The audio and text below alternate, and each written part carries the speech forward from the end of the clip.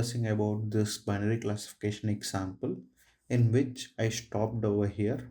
Here, if you observe, this particular orange line is corresponding to validation loss, whereas this blue line is corresponding to training loss.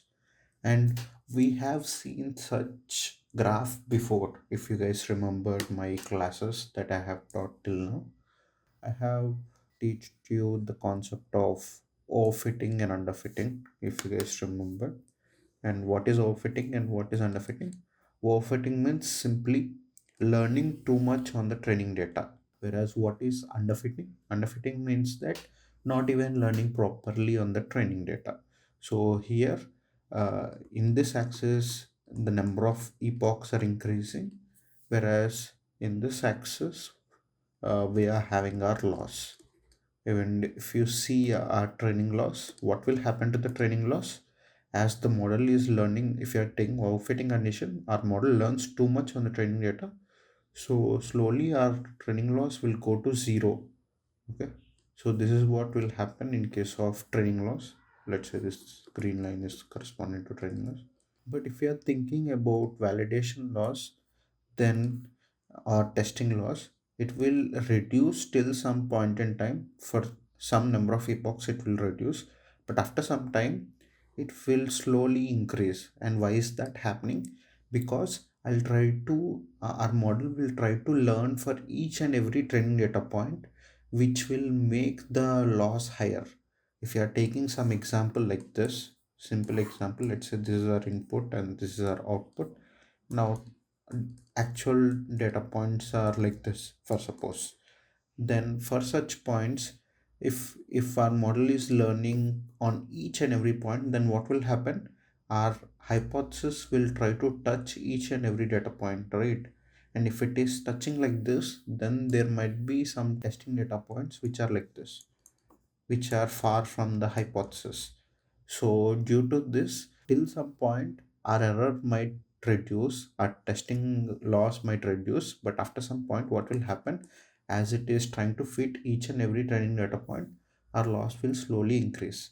So this is the behavior we'll observe when the model is overfitting.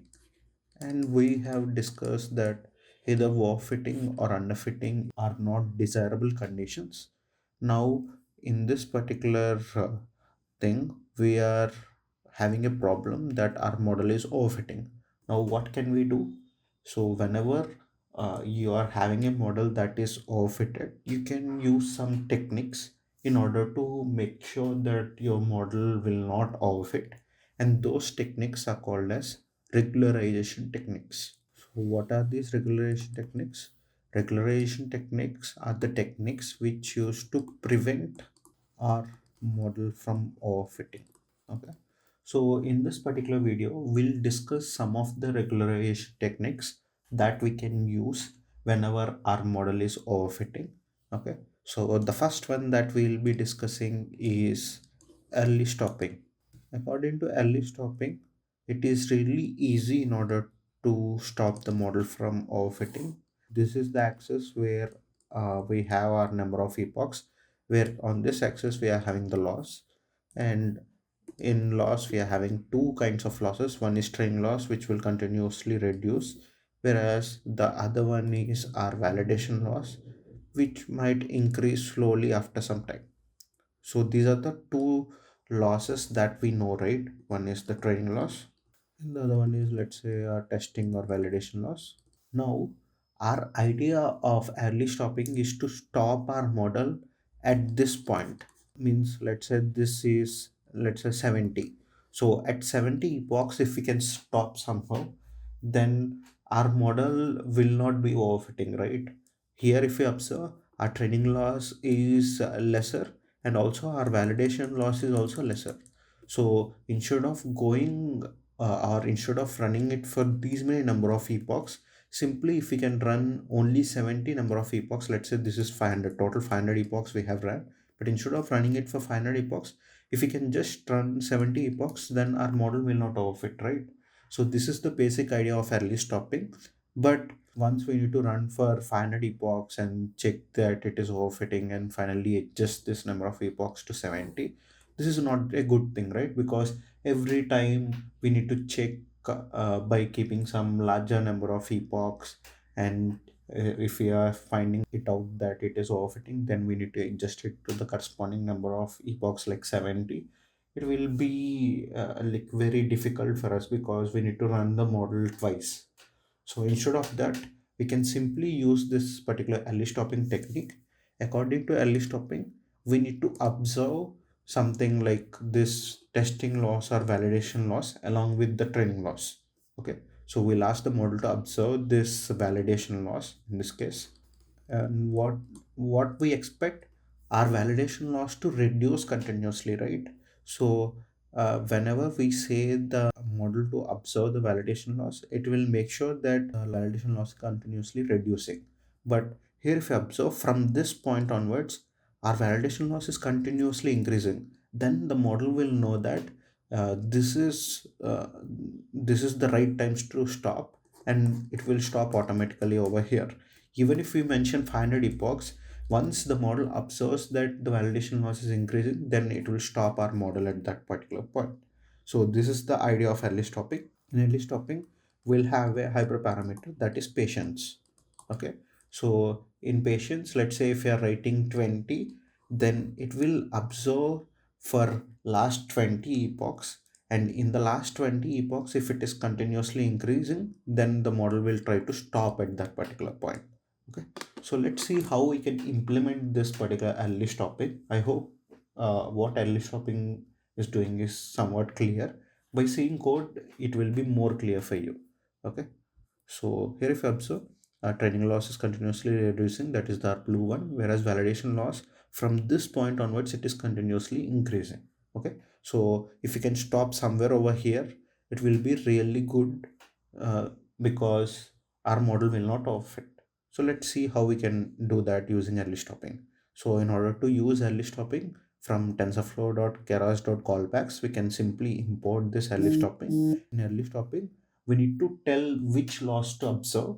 Here we wanted our model to observe the validation loss, which is this particular orange line, and we expect that validation loss to be minimum.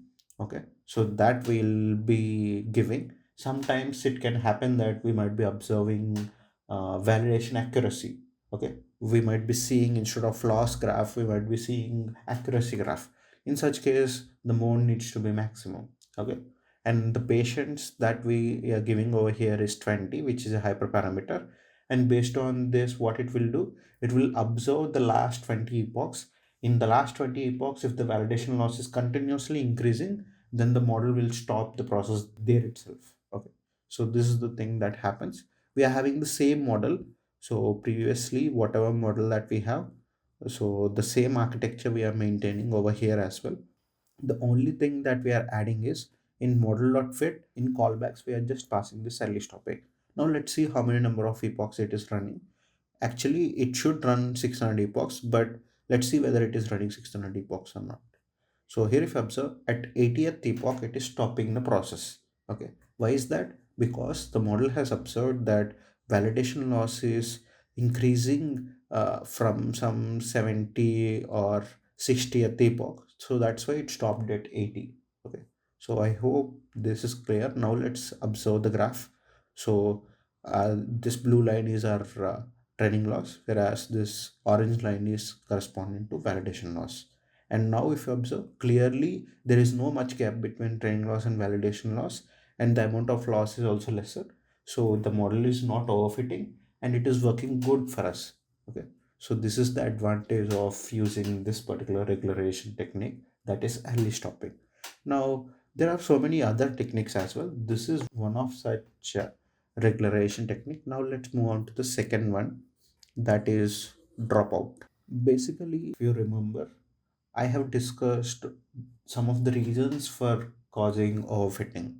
So, when the model will overfit when the given model is more complex for the data that we have. So, let's say our data is very simple data. For such simple data, also, if you are using some complex architecture, model architecture, then our model will overfit because it will try to learn for each and every training data point, as it has the capacity to learn for the input that we have. Okay, so that is when the model will overfit. So in case of ANN, what will signify the complexity of the model? If you guys remember, our architecture for ANN will look something like this. We'll be having some inputs or features in the input layer, then followed by we'll be having hidden layers like this, and the number of hidden layers can be as many as possible. It is up to us how many number of hidden layers that we wanted. And finally, like let's say we are having some n number of hidden layers or m number of hidden layers, and finally we'll be having one output layer, and we'll make some changes corresponding to the problem that we solve on the output layer, and finally we'll be getting the output. Okay, so this is our model architecture that we have. But how can we increase the complexity of the model if needed? Simply we can increase the number of layers that we have, right? So these are the hidden layers that we have. Instead of m, we are having m plus 10 number of hidden layers. Then our model will become more complex because the number of weights will increase, and the capacity to learn new things will increase with the increase in number of weights. And similarly, if the model is overfitting, simply that means that already the existing model or existing number of weights are complex that we can understand. So what we can do, instead of doing early stopping, this is also another regularization technique. So as the model is overfitting, we can reduce the number of layers, we can remove some of the layers, or we can reduce the number of neurons in the layers that we have. All these things that we can do manually. Okay, so this is one thing that we do, but instead of doing it manually, it is better if it is done automatically, right? So that's why we'll use something called as dropout. So in dropout, the basic idea is to like reduce the complexity, right? So on each and every hidden layer we'll mention the dropout. Like here I'll mention dropout to be zero point 0.5, let's say, and on this hidden layer I can mention dropout to be zero point 0.3. Like that, this dropout can be applied on each and every hidden layer that we have. Okay, let's discuss what does this zero point 0.5, zero point 0.3, zero point 0.2 mean. Basically, the value that we pass to dropout can be in the range of 0 to 1. And if we are mentioning zero point 0.5, that means that in this particular layer, we are dropping out some 50% of the nodes. Let's say there are 10 nodes over here. Then from this 10, 50% will be 5, right? So 50% of 10 will be 5, and some random 5 neurons will be dropped, like let's say this one and this one. Like that, in the among the 10, 5 neurons will be dropped. And similarly in the hidden layer 2, among 10, 30% of the neurons will be dropped. Then that means some 3 random neurons will be dropped. Okay, and similarly here we are mentioning dropout to be 2.2. That means that 20% of the nodes will be dropped. Let's say if it is 10, then 20% of this will be 2. So random 2 nodes will be dropped. Here drop means that we'll make the output to be 0, or will make the output to be insignificant. So here insignificant, we can think of it as 0. So whatever output that comes of this particular neuron will make it to be 0. Okay, so this is what dropping out means. Will not remove completely, will just make the output to 0. So this is what dropout does. And if it is making that to 0, that means that it is not contributing to the output, right? So this neuron, this neuron, this neuron, this neuron, this neuron, this neuron, all these neurons will not contribute to the output. They have the potential to contribute, but they are not contributing. So what will happen? Overall complexity of the model reduces. If the complexity of the model reduces, then obviously it will not underfit, right? So there is lesser chance of underfitting. So this is the concept of dropout. And how they will be doing, basically we know one iteration, right? So in one iteration what will happen, our model will try to uh, update all the weights, right? Within one iteration we'll make sure that this dropout is common. That means that here I'm mentioning zero point 0.5, right? That means 50% of the nodes will be dropped. And I said random nodes, right? So within one iteration, all these random nodes will be fixed. And let's say this is the first iteration, and these nodes are selected as our dropout nodes. But in the second iteration, it might choose some other nodes. So instead of these, it can choose this one and all the remaining five. So in the first iteration, it has chosen these five. In second iteration, it might choose the other five. It's not like completely it will ignore these five. There might be common in between these two as well.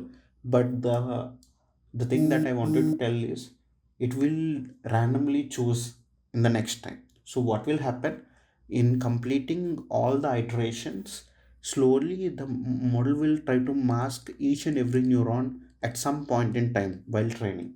So as it is masking each and every neuron, all these neurons will not learn to their full potential. If they are not learning to their full potential, then there is no chance of overfitting. So this is the idea of dropout. I hope the concept of dropout is clear. Now let's check the code how we can implement this particular dropout. Here the model architecture is same, just that at the first hidden layer we are mentioning dropout to be 0.2. That means 20% of the nodes will be randomly dropped in this layer. And similarly in the second hidden layer we are mentioning it to be 0.2 again. That means that in these 50, 20% of the nodes will be dropped.